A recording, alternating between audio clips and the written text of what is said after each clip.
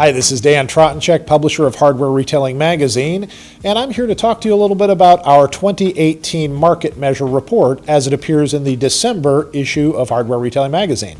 Every year we use our Market Measure Report to give you an overview of what's taking place in the home improvement market in the United States and Canada. And I just wanted to give you some of the highlights as we see it of what's happening in the industry. 2018, for the most part, was a strong year for home improvement retailers.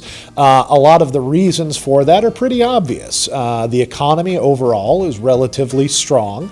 Unemployment is low, wages are rising slightly, consumer confidence is strong, and interest rates, while they've risen, have really remained in check and still are low enough to attract interest in refinancing and entrance into the home market.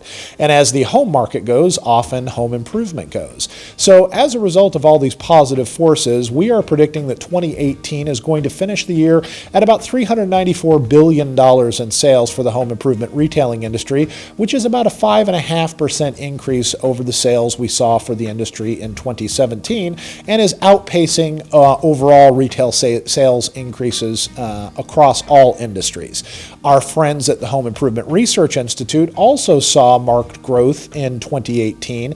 They're a little bit stronger on their predictions at about 6.3% growth for the year, meaning that their predictions for 2018 sales within the industry are $398.2 billion. But we're both in that same neighborhood of relatively strong growth for 2018. Despite the strong growth in 2018, however, we do see some additional headwinds that the industry might be facing as we move over to the next 3-year cycle. In going into 2019, while we still anticipate that the housing market will remain favorable, there are some things that we'll have to wait and see how they develop to see what the impact is on the industry. Some of those would include the fact that the Federal Reserve is looking at increasing interest rates, and it might see interest rates creep up to the point where more folks are waiting to see what to do in the housing market, which brings me to this whole concept of the wait and see consumer. While we have a lot of pent-up demand on the consumer side, and what I mean by that is a lot of younger consumers that are in their prime home buying years, we're really starting to see this new kind of class of consumer develop that we'll call the wait-and-see consumer.